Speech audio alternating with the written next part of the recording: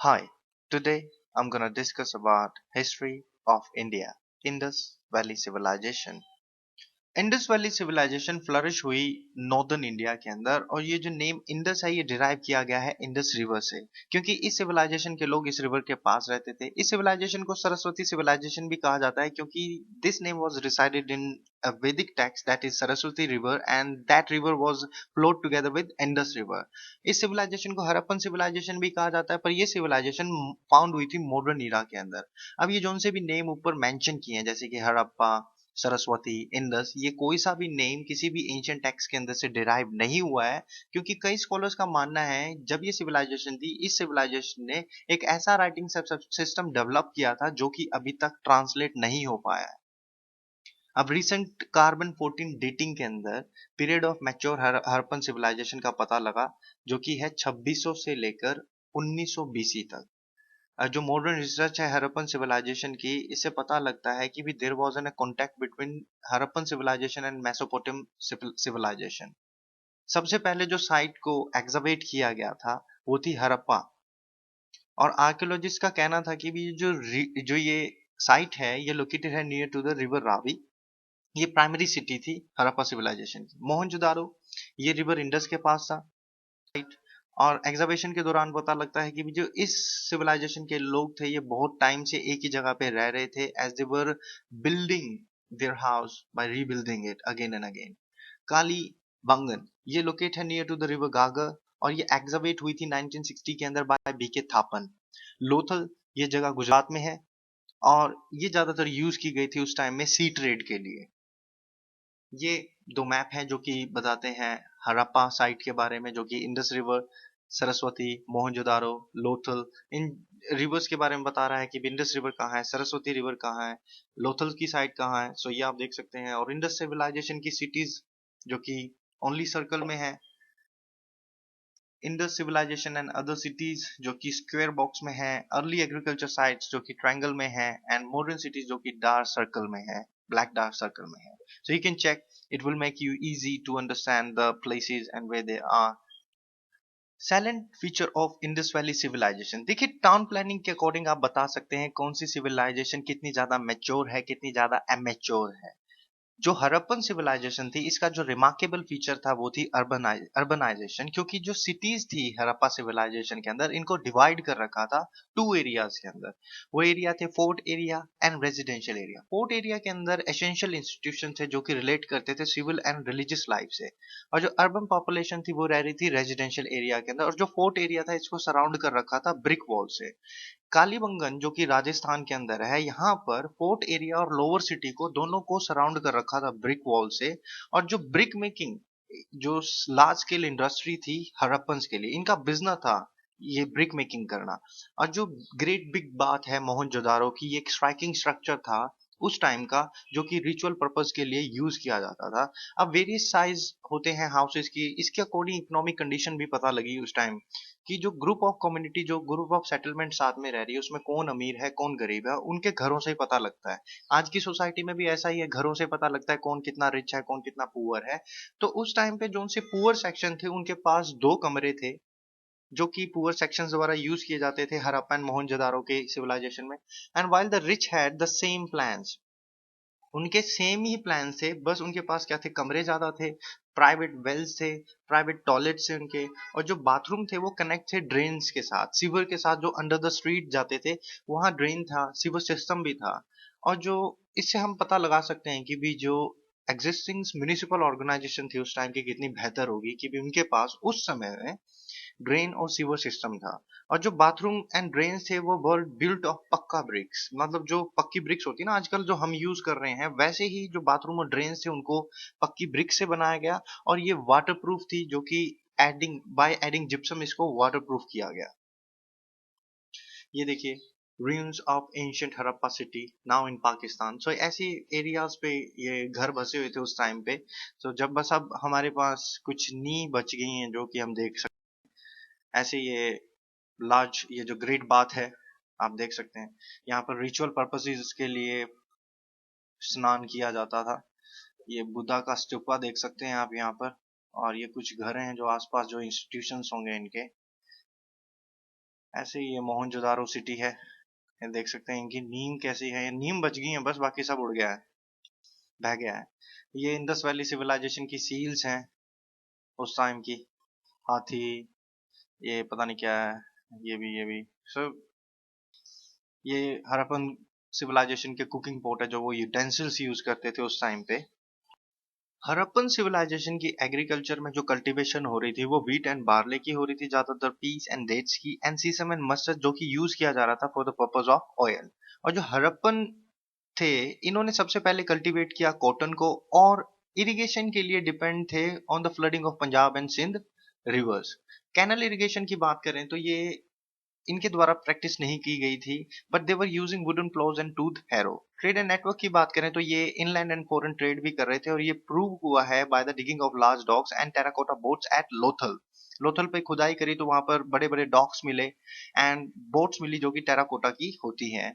अब यहाँ पर कोई एविडेंस ऑफ कॉइन तो मिला नहीं है। As per that the scholars believe that there was a barter system prevailing for the exchange of goods, और जो ये सिस्टम है वेट एंड मेजर्स का, ये भी प्रिवेल कर रहा था उस टाइम पर। जो वेट थे बाइनरी सिस्टम को फॉलो कर रहे थे लोअर डोमिनेंस में, एंड जो ये ट्रेड एंड नेटवर्क के थ्रू इस सिविलाइजेशन के लोगों ने इंपोर्ट किया copper, gold, silver, Z, gemstone etcetera जैसी चीजों को। क्राफ्ट्स की अगर बात करें तो इस ऑक्यूपेशन के अंदर कई लोगों ने कई तरह की ऑक्यूपेशन फॉलो कर रखी थी, जैसे कॉटन को वीव करना, वूल को वीव करना, pottery making, bead making, seal making, metal working, high skill jewellery, stone sculptures.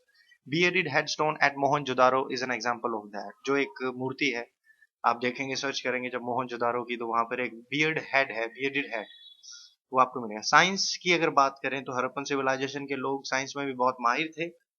ये अवेयर थे माइनिंग ऑफ मेटल की, और art of constructing well planned buildings. Some of them were like 2 stories building, and ये gypsum cement बनाया इन्होंने जो कि to join the bricks and metal. They knew how to make long lasting paints and dies.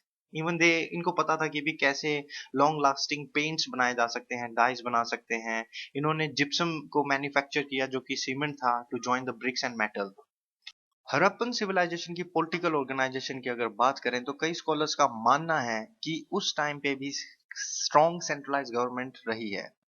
ये traced होता है construction of well plan cities से, road से, and standardisation of means of weight and measurement, जो कि indicate करता है कि उस टाइम पे स्ट्रॉन्ग गवर्नमेंट थी। और एग्जावेशन से इन्फ्लुएंस ऑफ रिलीजन का भी पता लगता है। Doctor Mortimer Wheeler and doctor Piggott feel that जो पीपल थे उस टाइम के, वो प्रीस्ट किंग द्वारा रूल किए जा रहे थे, and who held the public festivals and community, and जो प्रीस्ट थे उस टाइम के वो कंट्रोल कर रहे थे पॉलिटिकल डेस्टिनी को ऑल्सो। एंड जो सोशल लाइफ की अगर बात करें तो there is no division of society, कि भी किसी वर्णा सिस्टम या कास्ट सिस्टम का कोई एग्जिस्टेंस हो उस टाइम पे। बट एग्जाबिशन के थ्रू मोहनजोदारो में पता लगता है कि यहाँ पर 4 डिफरेंट क्लासेस थी, जो कि लर्न क्लास थी, वॉरियर क्लास थी, ट्रेडर एंड आर्टिशन से, एंड मैनुअल लेबरर्स थे। Priest, physician, astrologers and magician ये इंक्लूड थे लर्न क्लास के अंदर। फूड की अगर बात करें तो उस टाइम के लोग वेजिटेरियन एंड नॉन वेजिटेरियन दोनों थे। वाटर केक्स, जिसे हम रोटी कह देते हैं, फुल्का कहते हैं जो कई लोग, wheat, barley, rice and milk, ये इंपॉर्टेंट आइटम से, फूड आइटम थे उस टाइम के लोगों के लिए। और जो डोमेस्टिक एनिमल्स है हड़प्पन से कल्चर के अंदर, वो इंक्लूड थे बफेलो, गोट, शीप। एंड जो मीन्स ऑफ मिल्क था वो have been for an important article of food for this people. जो मिल्क था आज के जमाने में भी और उसके जमाने में भी एक इंपॉर्टेंट आर्टिकल है फूड का। एंड नॉन वेजिटेरियन के अंदर अगर बात करें तो उस टाइम पे beef, mutton, pork, poultry, they all were used, and even the gharials, turtle, tortoise, fresh local fish from the river, and dried fish from the sea coast. And bones and shell have been found around the houses of these people. That's why these people were vegetarian and non-vegetarian both. Dress and ornaments, cotton and woollen clothes man and women के द्वारा use किए गए summer and winter के अंदर। जो man था ये अपनी बॉडी को ढकने के लिए शॉल एंड धोती का यूज करता था, and women were also using kind of fabric to cover their body. और जो फैशन में अगर बात करें तो वुमेन्स बहुत शौकीन थी उस टाइम पे भी, आइवरी, मिरर, कॉम्स, ब्रॉन्ज एग्जाबिशन के दौरान मिले हैं। और जो मैन एंड वुमेन है ये दोनों ऑर्नामेंट्स पहनने के शौकीन थे, काइंड ऑफ मेटल जो कि gold, silver, copper, bronze and also ivory and shells भी ये पहनते थे as an ornament. Sports and games की बात करें तो इंडोर और आउटडोर गेम थे, जैसे कि balls, dice playing, chess, and जो गैम्बलिंग था बहुत ही पॉपुलर गेम था। इस सिविलाइजेशन के लोगों को हंटिंग भी पसंद थी, बर्ड फाइटिंग भी पसंद थी, और यहाँ के लोग फिशिंग में भी शौकीन थे, और जो बच्चे थे किले से खिलौने बनाकर उनके साथ खेलते थे। एजुकेशन की अगर बात करें तो इंस्क्रिप्शन ऑन पॉटरी जो कि हाउस होल्ड ऑब्जेक्ट पे मिलती है, इनकी लिटरेसी के बारे में बताती है। और ये जो लिटरेसी, ये जो एजुकेशन थी, कुछ ही लोगों तक सीमित नहीं थी, सभी लोगों के तक सीमित थी, जिस जो कि हम पता लगा सकते हैं system of weight and measures जो कि उस टाइम पे ये यूज करते थे for means of like for trade and thing. अगर उन्हें कुछ चीज बेचनी है तो उसको तोल कर बेचते थे और उस हिसाब से वो पैसे लेते थे। तो वेट एंड मेजर्स के अकॉर्डिंग पता लगता था इनकी एजुकेशन के बारे में, that what kind of arithmetic they were using at that time. Means of communication की बात करें तो बुलक कार्ट जो था मेन मीन ऑफ कम्युनिकेशन था, और ट्रेवल एंड ट्रांसपोर्ट के लिए शिप्स एंड बोट को भी यूज किया जाता था अलोंग द रिवर्स। और जो रिप्रेजेंटेशन ऑफ शिप्स है ऑन सील्स, ये शो करती है कि भी हड़प्पन सिविलाइजेशन का मैरीटाइम कॉन्टेक्ट था with western civilization of that time. Condition of women की बात करें तो इक्वल रिस्पेक्ट थी एज मैन, और जो worship of mother goddess show that they were respected in the form of mother goddess. Weapon of war, देखिए civilization के लोगों को आयरन से ये नॉन नहीं थे, पर जो इनके चीफ वेपन थे एक्स स्पीयर बो थे, और जो हड़प्पन थे इन्होंने काइंड ऑफ स्वॉर्ड भी यूज करी, पर ये अनअवेयर थे डिफेंसिव वेपन के, जैसे कि शील्ड और आर्मर जो किसी अटैक से आपको बचाएगी। डिस्पोजल ऑफ डेड की बात करें तो तीन तरीकों से ये करते थे, या तो दफना देते थे, जला देते थे, या फिर उस बॉडी को वाइल्ड एनिमल्स के लिए छोड़ दिया जाता था। जॉन मार्शल के द्वारा बताया गया है कि जो सेकंड मेथड था जलाने का सबसे ज्यादा यूज किया गया है। जो रिमेन्स से उनको अर्न्स के अंदर रखा जाता था, और जो अनबर्न बोन्स थी उनको कलेक्ट करके जार के अंदर डाल के बरी कर दिया जाता था। इंडस स्क्रिप्ट के बारे में बात करें तो ये अभी तक ट्रांसलेट नहीं कर पाए हैं इसे। और जो राइटिंग सिस्टम था इसका, वो right to left and from to left to right था। रिलीजन की बात करें तो clay idol of mother goddess जो कि वर्शिप किए जाते थे लोगों द्वारा as a symbol of fertility, और एक आर्कियोलॉजिस्ट थे जिनको एक seated male god that is carved on a small stone seal founded by him. And certain trees जो थे वो ट्रीट किए गए as a sacred tree like people. People जो को पेड़ होता है उसको सैक्रेड ट्री आज भी मानते हैं और तब भी मानते थे। एंड जो बैल है बुल, उसको भी इन्होंने सैक्रेड माना है as a symbol of religion. Decline of Indus valley civilization, देखिए अराउंड 1800 बीसी में जो मेजर सिटी थी कोर रीजन के अंदर, ये डिक्लाइन एंड वीकेंड, लाइक यहाँ के जो इनहेबिटेंट्स थे ये माइग्रेट करने लगे to the outer regions, and वहां पर अर्बनाइज होने लगे स्लोली स्लोली। अब जो सरस्वती रीजन था ये डिक्लाइन हुआ मेनली क्योंकि यहाँ पर जो रिवर चैनल से ये शिफ्ट हो गए थे, और जो इंडस्ट्री थी ये डिक्लाइन हुई क्योंकि पीरियोडिक फ्लड्स आ रहे थे यहाँ पर। अब जो मोहनजोदारो का एरिया था ये वीक इसलिए हुआ क्योंकि यहाँ पर प्रेशर हो गया था पॉपुलेशन का बहुत ज्यादा, जिसकी वजह से जो यहाँ के इनहेबिटेंट्स थे इनको माइग्रेट करना पड़ा दूसरी जगहों पे। एक्सकवेशन से पता लगता है कि जो मोहनजोदारो था यहाँ पर एक से ज्यादा बार फ्लड आ चुकी थी, जिसकी वजह से लोगों को माइग्रेट करना पड़ा। ऐसे ही चनहुदारो की जो प्लेस थी वहां पर भी दो से ज्यादा बार मैसिव फ्लड्स आई हैं, जिसकी वजह से बिग चेंज आया इन लोअर इंडस रीजन, जो कि जिसने ऑब्स्ट्रक्ट कर दिया एक नॉर्मल प्रोसेस ऑफ इरिगेशन को, जिसने इकोनॉमिक डिक्लाइन ले आया सिविलाइजेशन के अंदर। एज पर बीबी लाल, हड़प्पन सिविलाइजेशन कहते हैं कि भी एकदम खत्म नहीं हुई, ये आर्कियोलॉजिकल एविडेंस शो करता है कि ये डिक्लाइन हुई ग्रेजुअल एंड स्लो प्रोसेस के अंदर, जो कि अराउंड 600 इयर्स लगे इस सिविलाइजेशन को खत्म होते होते, to between like 1800 BC to 1300 BC. देखिए कई स्कॉलर्स थे जिनका मानना था कि भी जो एंड ऑफ एम्पायर हुआ है ये just because invasions of Aryan की वजह से हुआ है, क्योंकि इन्होंने मैस मैसकर किया लोगों का जब इन्होंने इन्वेड किया। और पर कई स्कॉलर्स द्वारा इस व्यू को अनरीजनेबल माना गया क्योंकि इन स्कॉलर्स को स्केलेटन्स नहीं मिले सेम ऑक्यूपेशंस के लोगों के। According to D D Kosambi कहते हैं कि भी जो इंडस सिटी जो खत्म हुई है एंड पे आई है, इसका रीजन एक wipe out of agriculture system भी हो सकता है कि भी एग्रीकल्चर सिस्टम ही खत्म हो गया था उस टाइम पे वहां पर, क्योंकि फ्लड्स वगैरह आ रही थी, ड्रॉट हो रहा था, तो इसकी वजह से एग्रीकल्चर सिस्टम खत्म हुआ, तो लोगों को माइग्रेट करना पड़ा दूसरी जगहों पे। इस वजह से ये हड़प्पन सिविलाइजेशन कहीं ना कहीं एंड पे आ गई। आर्यन इन्वेजन और इकोलॉजिकल फैक्टर्स भी कहीं ना कहीं रिस्पॉन्सिबल थे for the end of this civilization. Thanks for watching, keep smiling.